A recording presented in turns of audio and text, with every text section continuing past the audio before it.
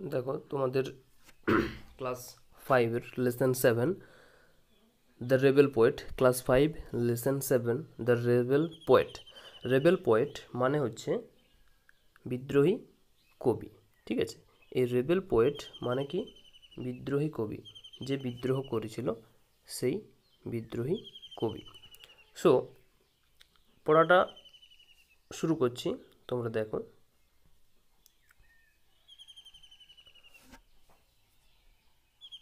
পড়াটা দুজনের কথোপকথনের মাধ্যমে শুরু হচ্ছে, মানে দুজন কথা বলছে। একজন হচ্ছে প্রীতম, দেখো এখানে প্রীতম আছে, একজন হচ্ছে প্রীতম, আরেকজন হচ্ছে তার বাবা। তারা দুজনে কথাগুলো বলছে। সো দেখো প্রীতম ইজ, এখানে দেখো লেখা আছে Pritam is a student of class 5। Pritam হচ্ছে একজন ক্লাস 5-এর students. He returns home from school all excited. সে বাড়ি ফিরেছে স্কুল থেকে খুব উৎসুকের সঙ্গে, খুব আনন্দের সঙ্গে।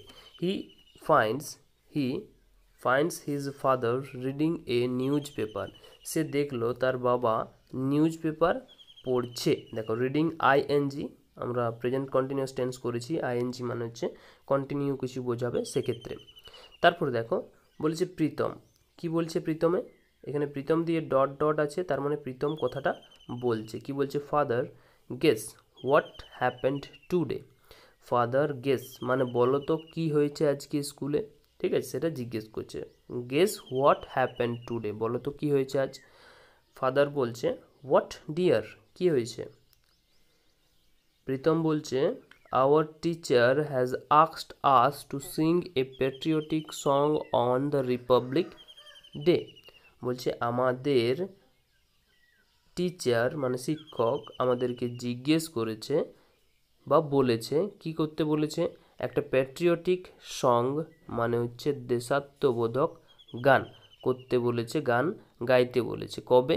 অন দ্য রিপাবলিক ডে, মানে হচ্ছে রিপাবলিক ডে, যেটা হচ্ছে আমাদের 26শে জানুয়ারি প্রজাতন্ত্র দিবস, সেই দিন, ঠিক আছে।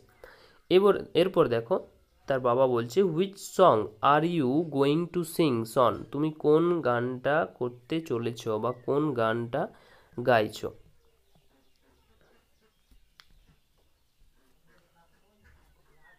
প্রীতম বলছে দেখো এখানে ma'am suggested that we should Singh কড়ার ওই লৌহ কপাট। বলেছে তাদের যে ম্যাডাম আছে সে ম্যাম তাদেরকে সাজেস্ট করেছে, তাদেরকে উপদেশ দিয়েছে যে তারা যেন কোন গানটা করে? কড়ার ওই লৌহ কপাট, কড়ার ওই লৌহ কপাট। তার বাবা বলছে do you know who has written the song Pritam. বলছে তুমি কি জানো? নো মানে হচ্ছে জানা, রিটেন মানে হচ্ছে লিখেছেন, দ্য সং মানে হচ্ছে গান। তুমি কি জানো এই গানটা কে লিখেছেন প্রীতম? ঠিক আছে, তার বাবা জিজ্ঞেস করছে, কাকে জিজ্ঞেস করছে? প্রীতমকে, ঠিক আছে।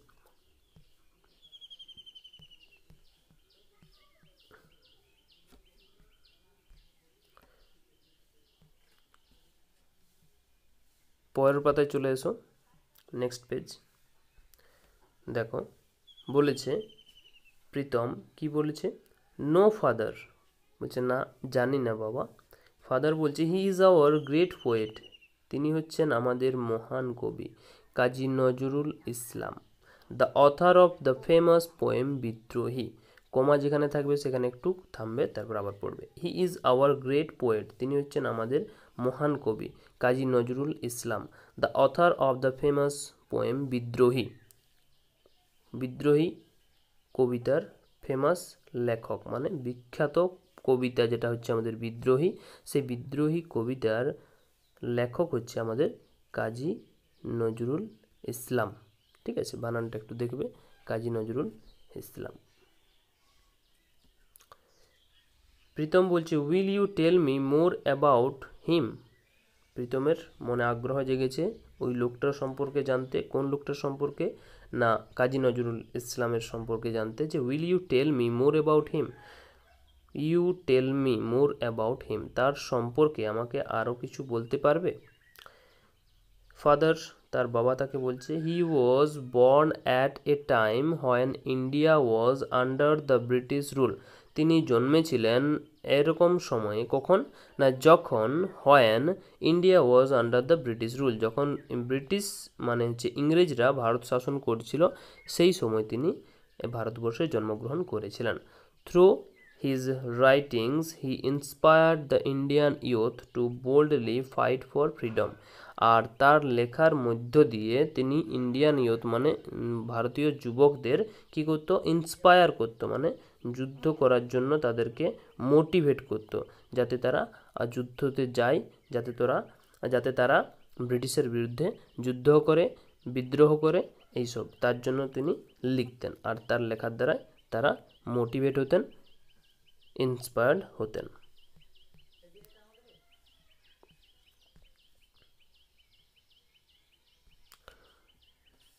তারপর বলেছে Pritam, when was he born father, তিনি কখন জন্মেছিলেন? হি ওয়াজ বর্ন অন 24th মে 1899, তিনি জন্মেছিলেন 24শে মে 1899 সালে, 24শে মে 1899 সালে, in the village of Churulia.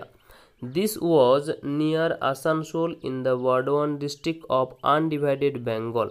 আর কোন গ্রামে? চুরুলিয়া গ্রামে, পুরুলিয়া নয়, চুরুলিয়া, ঠিক আছে।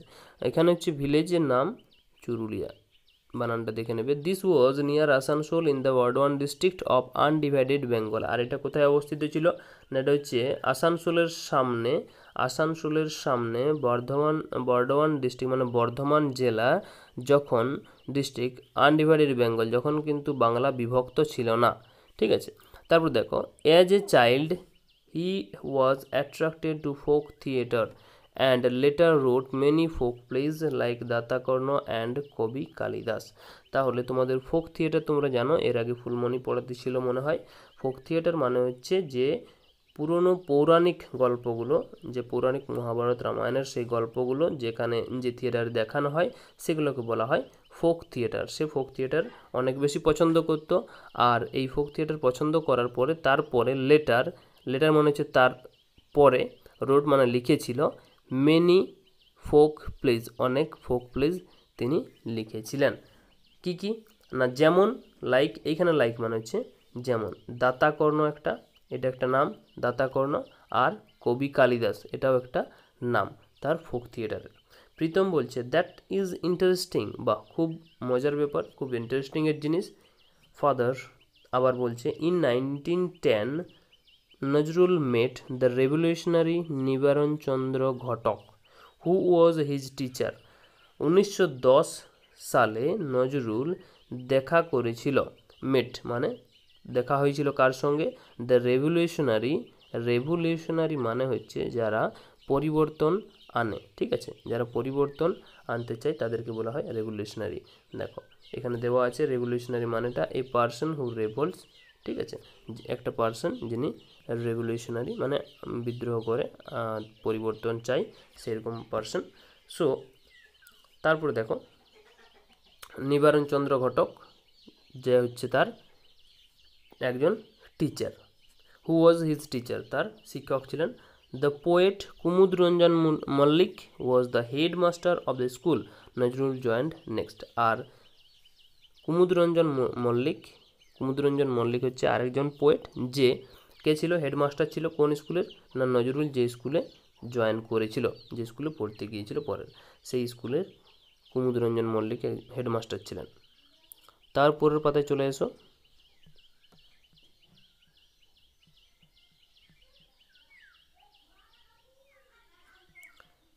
তো দেখো এখানে অ্যাক্টিভিটি আছে, অ্যাক্টিভিটিগুলো করবে আগে, তারপরে পরের পড়াটা পড়বো। এখানে বলি যে complete the following sentences, Pritam was to sing the song. এখানে complete Pritam was to sing the song, এখানে কমপ্লিট করতে বলেছে। যে প্রীতম যে গানটা করবে সেই গানটার নাম কি ছিল? তোমরা পড়লে একটু আগে করবে এখানে, ঠিক আছে। যে গানটা করতে চলেছিল তাদের ম্যাডাম যেটা সাজেস্ট করেছিল সেই গানটার নামটা নজরুল ওয়াজ বর্ন ইন, কত সালে জন্মেছিল, কোথায় জন্মেছিল, সেটা পুরোটাই এখানে লিখবে, কত সালে, কত তারিখে, আর কোন জায়গাতে, ঠিক আছে। বর্ধমান ডিস্ট্রিক্ট ইজ ইন, এই বর্ধমান ডিস্ট্রিক্টটা কোথায় অবস্থিত ছিল? নিয়ার আসানসোল, তাই তো, সেটা সেন্টেন্সটা দেখে পর লিখবে। এরপরে চলে আসছি অ্যাক্টিভিটি 2। অ্যাক্টিভিটি 2 এ কী বলেছে দেখো, বলেছে who was India independent when Nazrul was born. বলছে ওয়াজ ইন্ডিয়া ইন্ডিপেন্ডেন্ট, নজরুল যখন জন্মগ্রহণ করেছিল তখন কি ভারতবর্ষ স্বাধীন ছিল। ইন্ডিপেন্ডেন্ট মানে হচ্ছে স্বাধীন ছিল। ওয়াজ India independent when Nazrul was born, Nazrul যখন জন্মগ্রহণ করেছিল তখন কি ভারতবর্ষ স্বাধীন ছিল, হ্যাঁ কি না? ছিল না। তাহলে অ্যান্সারটা কীরকম হবে না, অ্যান্সারটা হবে নো। তারপর এখান থেকে নো ইন্ডিয়া কমা দিয়ে লিখবে ইন্ডিয়া ওয়াজ নট ইন্ডিপেন্ডেন্ট, এইবারে যা যা আছে তাই, ঠিক আছে। এখান থেকে ইন্ডিপেন্ডেন্ট পর্যন্ত লিখে দিলাম, independent when Nazrul was born, এইভাবে হবে। তাছাড়াও আরেকটাভাবে লিখতে পারো যে when Nazrul was born India was not independent, ঠিক আছে, এইভাবে লিখতে পারো, ওটাও সহজ হবে। দেখো লিখে দিচ্ছি আমি ওটাও। এখান থেকে লিখবে হোয়েন নজরুল ওয়াজ বর্ন, এটা লিখলে তারপর লিখবে ইন্ডিয়া ওয়াজ নট ইন্ডিপেন্ডেন্ট, বানানটা দেখে নেবে ইন্ডিপেন্ডেন্ট, ঠিক আছে, এই ইন্ডিপেন্ডেন্ট এটা, ঠিক আছে। এখান থেকে শুরু করবে তাহলে when Nazrul was born India was not independent, হয়ে গেল প্রথমের উত্তরটা। দ্বিতীয় নম্বর বলেছে name some of the folk place that young Nazrul had written.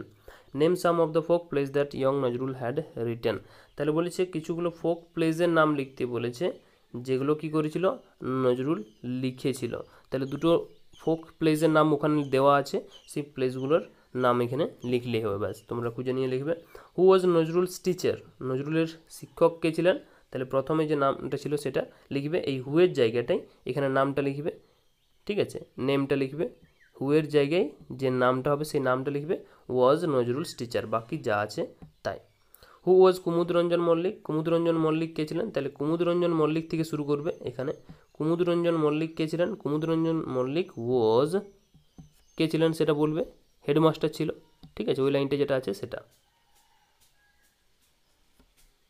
তাহলে এই ছিল তোমাদের অ্যাক্টিভিটি 2। এরপর পরের যে পড়াটা আছে সেটা পরের দিন পড়বো, আজকে তোমরা অ্যাক্টিভিটি 1 আর 2 করো, ঠিক আছে, তারপর পড়াটা পরে করবো।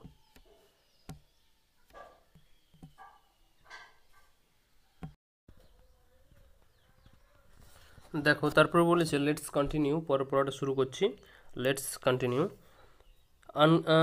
Uncle Rahim enters the room, he joins the conversation. Uncle Rahim, তাহলে প্রীতম আর তার বাবার কথা হচ্ছিল, তার মাঝখানে কী করলো, আঙ্কেল রহিম বলে একজন তার কাকু, সে এন্টার করেছে, রুমে ঢুকেছে। হি জয়েন্টস ইন দ্য কনভারসেশন, তাদের যে কথাবার্তাগুলো হচ্ছিলো সেই কথাবার্তার মধ্যে সেও যোগদান করেছে। দেখো কী বলেছে, প্রীতম কী বলছে, did Kumudranjan inspired him to write poems. আচ্ছা, বলছে কুমুদরঞ্জন কি তাকে ইন্সপায়ার করেছিল, অনুপ্রাণিত করেছিল কবিতা লেখার জন্য। বাট ইয়েস, হ্যাঁ, তার বাবা বলছে হ্যাঁ, but Nazrul was also influenced by Rabindranath and the Persian poets like Hafez and Khayyam. কিন্তু মানে এই কুমুদরঞ্জন মল্লিকের দ্বারাও নজরুল ইন্সপায়ার্ড হয়েছিল, অনুপ্রাণিত হয়েছিল কবিতা লেখার জন্য। তাছাড়াও কিন্তু নজরুল ওয়াজ অলসো ইনফ্লুয়েন্স, তাছাড়াও রবীন্দ্রনাথ ঠাকুরের দ্বারাও সে অনুপ্রাণিত হয়েছিল কবিতা লেখার জন্য। আর কিছু পার্সিয়ান পোয়েটস, কিছু পার্সিয়ান মানে পারস্যের যে যারা কবি থাকে সেই তাদের কবির দ্বারাও সে ইনফ্লুয়েন্স হয়েছিল, যেমন হাফেজ তাদের মধ্যে একজন, আর খৈয়াম আর একজন, ঠিক আছে, এগুলো হচ্ছে ওই পার্সিয়ান পোয়েটদের নাম, ঠিক আছে। সো এটা কোয়েশ্চেনে থাকতে পারে, নেক্সট যখন কোয়েশ্চেন করবে সেখানে এটা নোট ডাউন করে রাখবে। নেক্সট আঙ্কেল রহিম কি বলছে দেখো, did you know that Nazrul joined the army under British.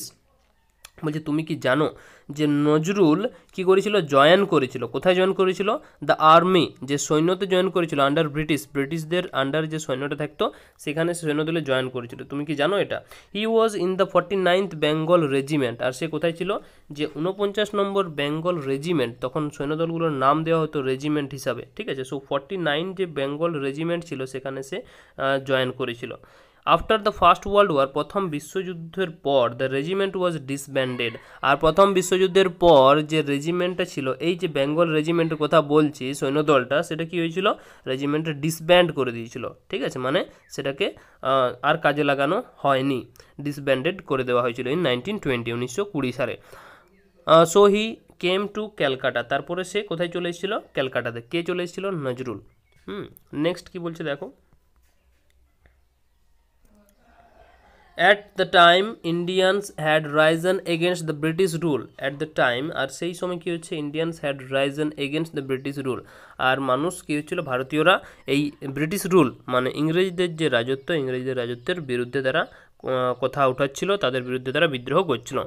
Nazrul protested against the cruelty of British in his own way, আর নজরুল তার নিজের মতো করে প্রোটেস্ট করছিল, বিদ্রোহ করছিল, আন্দোলন করছিল এগেনস্ট দ্য ক্রুয়েলটি, মানে ব্রিটিশদের যে নির্মম অত্যাচার, সেই অত্যাচারের বিরুদ্ধে সে নিজের মতো করে আন্দোলন করছিল। In fact he also started writing poems, আর তাছাড়াও সে পোয়েমস লিখতে স্টার্ট করেছিল, started writing poems, essays and songs. ঠিক আছে, কিছু কবিতা লিখতে শুরু করেছিল, এসে লিখতে, ছোট এসে মানে হচ্ছে ছোটো ছোটো গল্প যেগুলো, সেগুলোকে এসে বলা হয়, যেমন তোমরা এসে, প্যারাগ্রাফ, এইসবগুলো বলছি। And songs to voice is a protest, আর কিছু গান করেছিল যেগুলোর দ্বারা কী হচ্ছে, সে প্রোটেস্ট মানে আন্দোলন করছিল ওই ব্রিটিশ রুলের বিরুদ্ধে। He is the rebel poet of India, he is the rebel poet of India, rebel poet মানে হচ্ছে বিদ্রোহী কবি, ভারতের বিদ্রোহী কবি বলা হয় নজরুল ইসলামকে। প্রীতম কি বলছে দেখো, I hardly new as much, আমি এত কিছু তো খুব কমই জানতাম, এত কিছু তো জানতামই না। ফাদার কি বলছে তার, you should read his poems like Kandari Hushiyar, তুমি তোমার কি উচিত, কান্ডারি হুঁশিয়ার পোয়েমটা পড়া উচিত। খেয়াপাড়ের তরণী পোয়েমটা পড়া উচিত। and also listen to his songs. The British were afraid that Nazrul's writings could instigate the Indian freedom fighters, মানে তার লেখার মধ্যে তার ব্রিটিশ ওয়ার অ্যাফ্রেড মানে ভয় পেয়ে গেছিল। দেখো তার লেখার কতটা জোর, নজরুল ইসলামের যে লেখা কবিতা, সেই লেখার কতটা জোর, যে লেখাটা দেখে, কবিতাগুলো দেখে যে ব্রিটিশ ছিল, ইংরেজরা ছিল, তারাও কিন্তু ভয় পেয়ে গেছিল। অ্যাফ্রেড মানে ভয় পাওয়া। That is Nazrul's writings could instigate the Indian freedom fighters, আর যারা ভারতের স্বাধীনতার জন্য সংগ্রাম করছে তাদেরকে আরও বেশি করে উস্কে দিবে। ঠিক আছে, তাদের আরও বেশি করে উস্কে দিবে, সেটা ভেবে ব্রিটিশরা ভয় পেয়ে গিয়েছিল। ঠিক আছে, তো কান্ডারি হুঁশিয়ার এই কবিতাটা থাকলে তোমাদেরকে হোয়াটসঅ্যাপ গ্রুপে আমি দিয়ে দেবো, কেয়াপাড়ের তরণী, তোমরা পড়বে বাংলাতে। প্রীতম কি বলছে, what did the British do, তারপরে তাহলে ব্রিটিশরা কি করলো দেখো, তারপর বলছে আঙ্কেল রহিম কি বলছে দেখো, বলছে দ্য ব্রিটিশ গ্রিউ পারচুবার্ড, দেখো পারটার্বড মানে কি দেওয়া আছে এখানে, পারটার্বড মানে দেওয়া আছে ওরিড মানে চিন্তিত হয়ে গেছিলো। দেখো পারটার্বড মানে হচ্ছে তারা চিন্তিত হয়ে গেছিল। ঠিক আছে,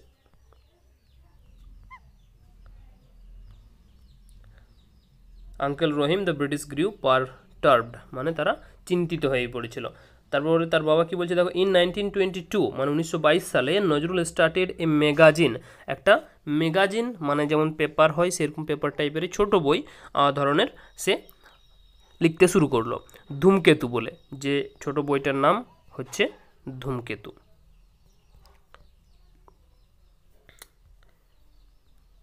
হোয়ার হি পাবলিশড আনন্দময়ীর আগমনে এ পোয়েম, একটা কবিতা লিখেছিল, যে কবিতাটার নাম হচ্ছে আনন্দময়ীর আগমনে, কবিতাটা লিখেছিল এই ধূমকেতু ম্যাগাজিনের মধ্যে। তাহলে ম্যাগাজিনের নামটা মনে রাখতে হবে ধূমকেতু, আর যে পোয়েমটা সে প্রথম মানে পাবলিশ করেছিল মানে প্রকাশ করেছিল, সেই পোয়েমটার নাম হচ্ছে আনন্দময়ীর আগমনে।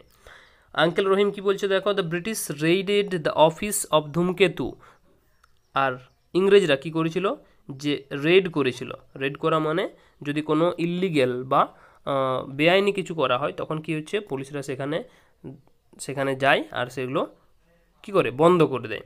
তো the British raided the office of Dhumketu, আর যে অফিসটা ছিল ধূমকেতুর, এই যে ধূমকেতুর অফিস মানে হচ্ছে যে যেখানে কোনো বই পাবলিশ হবে বা কবিতা পাবলিশ হবে সেটার জন্য তো একটা অফিস চাই, কোন কোন লেখা পাবলিশ হবে সেগুলো প্রকাশ পাবে সেগুলোর জন্য, সেই অফিসে কী করেছিল তারা রেড করেছিল।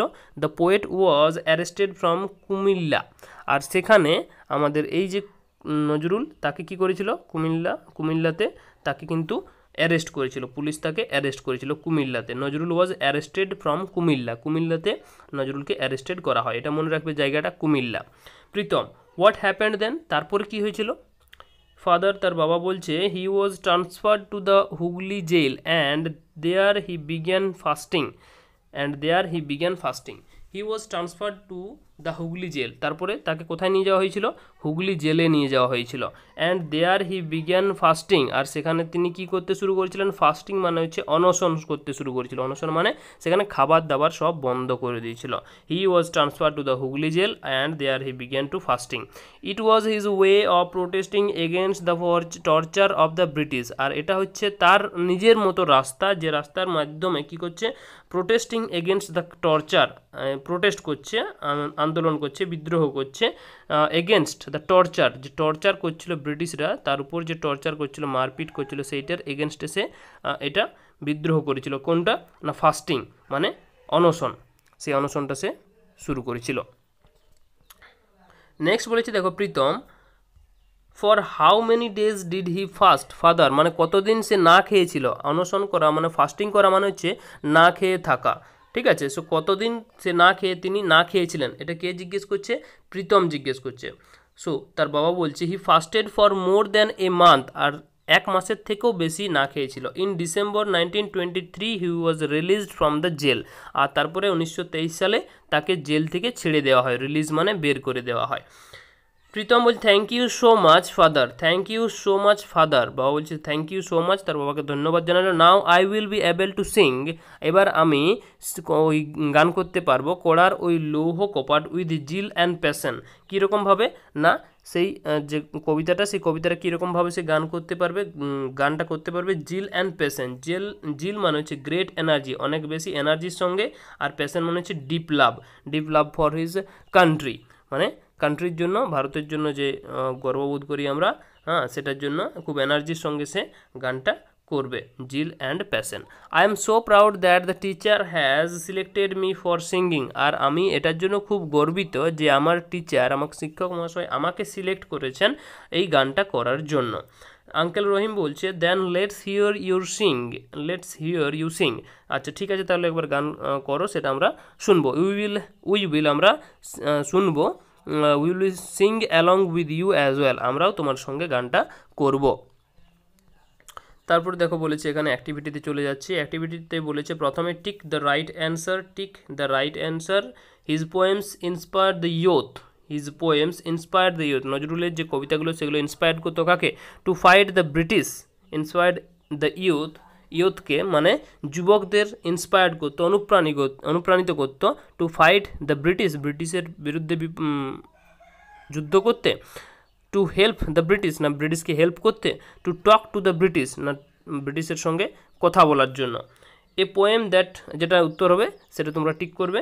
এ পোয়েম দ্যাট হি রোট ওয়াজ, একটা কবিতা যেটা তিনি লিখেছিলেন, সেখানে যে 3টে কবিতা আছে ABC, তার মধ্যে কোন কবিতাটা সে লিখেছিল সেটা বলতে হবে। খেয়াপাড়ের তরণী, প্রশ্ন না বধ, ঠিক আছে? সো খেয়াপাড়ের তরণীটা লিখেছিল, প্রশ্নটা রবীন্দ্রনাথ ঠাকুরের। Nazrul was called the fairy poet, নজরুলকে কি বলে ডাকা হতো? The fairy poet, the rebel poet না দ্য ইন্সপায়ার্ড পোয়েট, কোন পোয়েটটা বলা হতো? তাহলে তাকে বিদ্রোহী কবি বলা হতো, দ্য রেবেল পোয়েট বলা হতো। অ্যাক্টিভিটি 4 ট্রু অর ফলস বলেছে, মানেগুলো বলে দিচ্ছি, ট্রু ফলসটা তোমরা করবে। দেখো প্রথমেরটার মানে হচ্ছে, Nazrul was born when India was still under the British rule, Nazrul যখন জন্মগ্রহণ করেছিল তখন ইন্ডিয়া ব্রিটিশ রুলের অধীনে ছিল, মানে ইংরেজি শাসনের অধীনে ছিল। ট্রু অর ফলস করবে। Nazrul was not attracted to folk theatre, Nazrul folk থিয়েটারের দ্বারা অ্যাট্রাক্টেড ছিল না, আকর্ষিত হতো না ফোক থিয়েটার দ্বারা। ট্রু না ফলস লিখবে। In school Nazrul met the great poet Kumudranjan Mallik, স্কুলে কার সঙ্গে দেখা হয়েছিল? একজন বিখ্যাত কবি কুমুদরঞ্জন মল্লিকের সঙ্গে দেখা হয়েছিল। Nazrul served the Indian army under the British rule, Nazrul কী করেছিল? Indian army under the British rule, British রুলের মানে ইংরেজদের শাসনের যে ইন্ডিয়ান আর্মিটা ছিল, সেই ইন্ডিয়ান আর্মিতে যোগদান করেছিল, সেখানে সেবা করেছিল। ট্রু অর ফলস লিখবে। Nazrul fasted for 30 days, Nazrul কী করেছিল? 1 মাস না খেয়েছিল, 30 days না মোর দেন 30 days ছিল সেটা দেখে নেবে আর ট্রু ফলসটা লিখবে অ্যাক্টিভিটি 4। নেক্সট বলেছে দেখো অ্যাক্টিভিটি 5-এ fill the chart with the information from the text থেকে ইনফরমেশন নিয়ে চার্টটা ফিল করতে হবে। সো 1910 সালে কি ঘটনা ঘটেছিল সেটা লিখতে হবে এখানে। দেখো এখানে বলেছে দ্য রেজিমেন্ট ওয়াজ ডিসব্যান্ডেড, মানে যে রেজিমেন্টটা নজরুল জয়েন করেছিল সে রেজিমেন্টের ডিসব্যান্ডেড, সেটা বন্ধ করে দেওয়া হয়েছিল। সেটা কত সালে? 1922 না 23, সেটা দেখে নেবে এখানে আর লিখবে। তারপর দেখো 1922 সালে কি হয়েছিল দেখবে টেক্সটে লেখা আছে, সেটা এখানে লিখতে হবে। নজরুল ওয়াজ রিলিজ ফ্রম জেল, জেল থেকে কত সালে তাকে ছাড়া হয়েছিল সেটাও এখানে লিখবে। নজরুল ওয়াজ রিলিজ মানে জেল থেকে ছাড়া পেয়েছিল, কবে ছাড়া পেয়েছিল সেই সালটা এখানে লিখবে। অ্যাক্টিভিটি 6 চলে আসছি। Next, answer the following questions. Who inspired Nazrul to write poems? কে ইন্সপায়ার করেছিল, অনুপ্রাণিত করেছিল নজরুলকে কবিতা লেখার জন্য? তাহলে শুধুমাত্র কুমুদরঞ্জন মল্লিক না, তার সঙ্গে যে আমাদের রবীন্দ্রনাথ ঠাকুর তিনিও ইন্সপায়ার করেছিলেন, আর কিছু পার্সিয়ান পোয়েট ছিল তারাও ইন্সপায়ার করেছিল। পার্সিয়ান পোয়েটগুলোর নাম খৈয়াম, আরেকটা কী নাম ছিল সেটা লিখবে। Why did Nazrul have to leave the army? Nazrul কেন ওই আর্মি যে সৈন্য দলটা সেটা ত্যাগ করেছিল সেটা লিখবে। কারণ সেই আর্মি দলটা ত্যাগ করেছিল কারণ সেটাকে ডিসব্যান্ডেড করে দেওয়া হয়েছিল তার জন্য। In which magazine was the poem আনন্দময়ীর আগমনে পাবলিশ? দেখো বললাম ম্যাগাজিন, কোন ম্যাগাজিনে আনন্দময়ীর আগমনেটা পাবলিশ হয়েছিল? সেই ম্যাগাজিনটার নাম কি বলো তো? সেই ম্যাগাজিনটার নাম হচ্ছে ধূমকেতু। ঠিক আছে, সেই ম্যাগাজিনটার নাম হচ্ছে ধূমকেতু, সেটা লিখবে। তাহলে লিখবে দ্য পোয়েম আনন্দময়ীর আগমনে, উত্তরটা কেমনভাবে লিখবে এইখান থেকে শুরু করবে। দ্য পোয়েম আনন্দময়ীর আগমনে পাবলিশড ইন ধূমকেতু, ধূমকেতু ম্যাগাজিন। ঠিক আছে, সেটা লিখবে উত্তরটা। নেক্সট বলেছে why was Nazrul start fasting? কেন নজরুল ফাস্টিং করতে শুরু করেছিল? ঠিক আছে না, কারণ যে টর্চার করছিল জেলের মধ্যে তার উপর যে টর্চার করছিল সেই টর্চারের এগেনস্টে প্রোটেস্ট করার জন্য নজরুল, উত্তরটা এইভাবে লিখবে। নজরুল স্টার্টেড ইডি করবে এখানে, এখানে ইডি করবে। স্টার্টেড ফাস্টিং টু প্রোটেস্ট, দেখবে ওখানে লেখা আছে টু প্রোটেস্ট, বইটাতে লেখা আছে two protest against the torture, লেখা আছে বইটাতে দেখে নেবে, against the torture of British. ঠিক আছে, সেটা উত্তরটা লিখবে। নেক্সট দেখো বলছে look at the sentences. After the First World War, the regiment was disbanded in 1920. He inspired the Indian youth to boldly fight the freedom.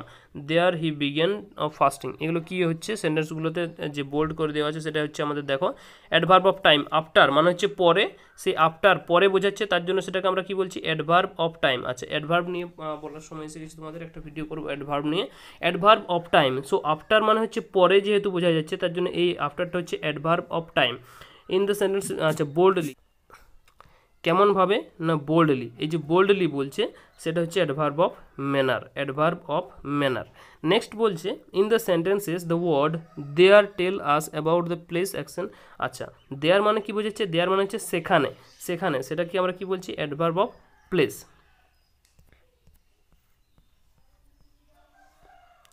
এরপর বলেছি underline the adverbs in the following sentences, group them under adverb of manner, adverb of time and adverb of place. আচ্ছা, এটা বলে দিচ্ছি, দেখো আরেকটু আলোচনা করে দিচ্ছি তোমাদের কাছে, তাহলে ইজি হয়ে যাবে। Adverb of time, adverb of manner আর অ্যাডভার্ব অফ প্লেস। আগে তোমাকে অ্যাডভার্ব জানতে হবে যে কোনটা অ্যাডভার্ব, তাই তো? তাহলে অ্যাডভার্ব হচ্ছে আমাদের যেটা কি হচ্ছে আমাদের ভার্বকে ডেসক্রাইব করে, ভার্ব কোনগুলো? যেগুলো আমাদের কাজ করা বোঝায়, সেই কাজ করা যে ওয়ার্ডগুলো, সেই কাজটা কেমনভাবে হচ্ছে সেটাকে যে ওয়ার্ডগুলো বোঝায় সেটা হচ্ছে আমাদের অ্যাডভার্ব, মানে ভার্বকে কোয়ালিফাইজ করে, ডেসক্রাইব করে অ্যাডভার্ব। সো প্রথমে দেখো কি আছে, এই ভার্বটা আমাকে বার করতে হবে যে কোনটা ভার্ব আর সেই কাজটা কেমনভাবে হচ্ছে সেটাই হচ্ছে আমাদের অ্যাডভার্ব। ওকে, সো এই অ্যাডভার্বটাকে আবার তিনটা পার্টে ভাগ করছি আমরা। কীরকম না, অ্যাডভার্ব অফ টাইম, যদি কোনো সময় বোঝানো হয়, সেক্ষেত্রে আমাদের কি হবে? সময়ের ক্ষেত্রে হবে অ্যাডভার্ব অফ টাইম। ঠিক আছে, অ্যাডভার্ব অফ টাইম যদি সময় বোঝানো হয়। এরপরে দেখো বলেছে অ্যাডভার্ব অফ প্লেস, জায়গা। প্লেস মানে তোমরা জায়গা জানো, স্থান। সো যদি স্থান বোঝায় কোনো, সেক্ষেত্রে কী হবে, অ্যাডভার্ব অফ প্লেস। ঠিক আছে, অ্যাডভার্ব অফ প্লেস। আর যদি ম্যানার বোঝায়, দেখো এখানে অ্যাডভার্ব অফ ম্যানার। ঠিক আছে, এই ম্যানারটা কখন হবে? ম্যানারটা হবে যখন কেমন বোঝাবে, কেমন ভাবে, সেক্ষেত্রে আমাদের ম্যানারটা বসবে। দেখো এক দুটো আলোচনা করে দিচ্ছি এখানে। প্রথমে বলেছে now I will go to school, now I will go to school, এখন আমি স্কুলে যাব। এই যে নাও, নাওটা কি বোঝাচ্ছে বলো তো? নাও মানে কি? এখন বোঝাচ্ছে। সে এখনটা কি একটা সময়, তো নাওটা কি বোঝাচ্ছে এখানে? নাওটা এখন এখন বোঝাচ্ছে। আর এখন মানে সেটা কোন আন্ডারে পড়ছে? এখন মানে সেটা সময়ের আন্ডারে পড়ছে নিশ্চয়ই। এটা এই এখন থেকে কি বোঝা যাচ্ছে যে এটা কোনো স্থান বা কোনো জায়গা? নিশ্চয়ই না। সো যেহেতু এটা সময় বোঝাচ্ছে, তার জন্য এটা কী হবে, অ্যাডভার্ব অফ টাইম।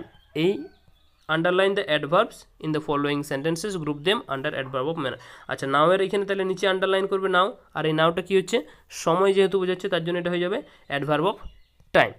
নেক্সট বলেছে হি স্যাট বিসাইড মি, হি স্যাট বিসাইড, স্যাট মানে বসে থাকা, তাই তো? কেমনভাবে বসে আছে? বিসাইড মানে সেখানে কোথায় বসে আছে, কোথায় বসে আছে? বিসাইড মানে হচ্ছে পাশে।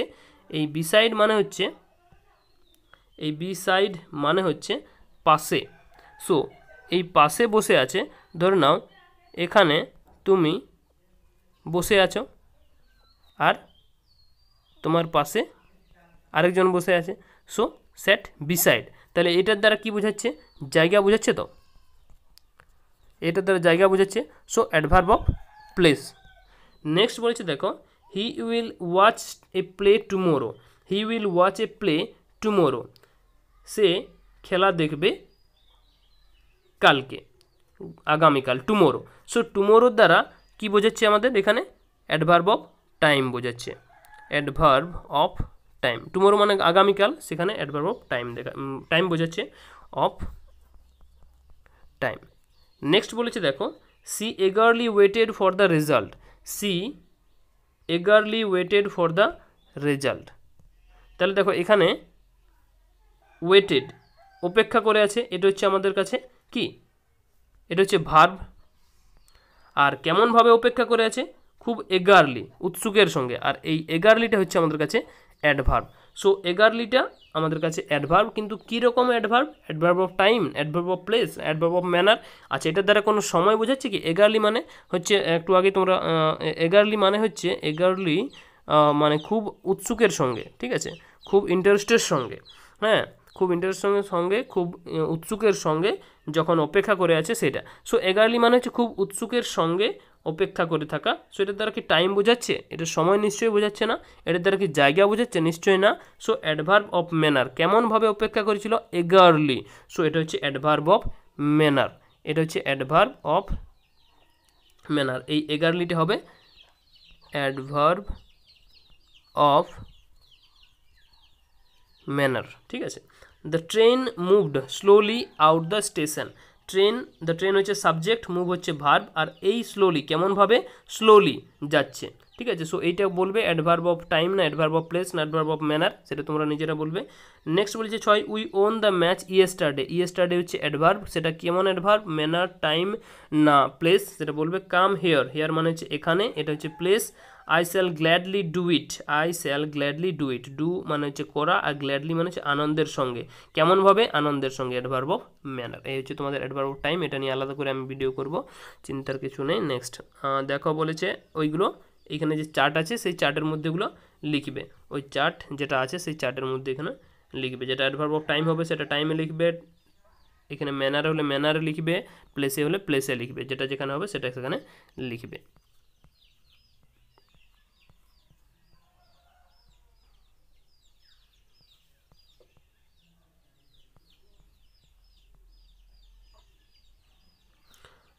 এখানে দেখো বলেছে right 8 sentences about the childhood of Rabindranath Tagore. তোমাদের রবীন্দ্রনাথ টেগোর নিয়ে লেখানো হয়ে গেছে অলরেডি, ঠিক আছে। তো এখানে বলেছে চাইল্ডহুডটাকে নিয়ে লিখতে হবে।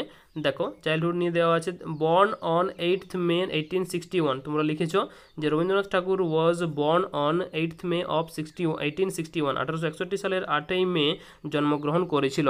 আজকে কত তারিখ? আজকে হচ্ছে 8ই মে, মানে হচ্ছে আজকে তিনি জন্মগ্রহণ করেছিলেন Rabindranath Tagore. Did not enjoy formal schooling. আর ফর্মাল যে স্কুলিং মানে প্রাইমারি স্কুল যেগুলো হয় সেগুলো কিন্তু সে এনজয় করতে পারেনি। ওয়াজ টট অ্যাট হোম, তাকে বাড়িতেই শিক্ষা দেওয়া হতো, গৃহশিক্ষক থাকতো, তাকে বাড়িতেই শিক্ষা দেওয়া হতো। তোমরা যেমন ছোটোবেলায় 5 বছর 6 বছর বয়সে স্কুল গিয়েছিলে, সেরকম কিন্তু রবীন্দ্রনাথ ঠাকুর গিয়েছিল না, বাড়িতেই তাকে শিক্ষা দেওয়া হতো। ম্যাথামেটিক্স টিচার ওয়াজ অঘোর বাবু, আর তার ম্যাথামেটিক্স টিচার কে ছিল? অঘোর বাবু ছিল। এটা নিয়ে লিখাবো। Use to play in the বারান্দা, আর রবীন্দ্রনাথ ঠাকুর কোথায় খেলা করতো? এই বারান্দাতে খেলা করতো। Role playing as a teacher, role playing as a teacher কীরকম করতো? সে খেলতো বারান্দায়, টিচার খেলতো, নিজে টিচার হতো। Taught the railing birds as if they were students, conclusion, ঠিক আছে। আর যে রেলিং বার্সগুলো, বারান্দায় যে রেলিং বার্সগুলো থাকতো, ঠিক আছে, বারান্দায় যে রেলিংস, এইভাবে যে রেলিং বার্সগুলো থাকতো সেগুলোকে কী করতো? তার স্টুডেন্ট মনে করতো, এগুলোকে একটা স্টুডেন্ট মনে করতো, আর তাদেরকে রবীন্দ্রনাথ ঠাকুর পড়াতো ছোটোবেলার সময়, ঠিক আছে। সেই চাইল্ডহুড নিয়ে লিখতে হবে। আর আজকে দেখো 8ই মে রবীন্দ্রনাথ ঠাকুরের জন্মদিন, আজকে 8th মে 1861, আজকের দিনে জন্মগ্রহণ করেছিল রবীন্দ্রনাথ ঠাকুর।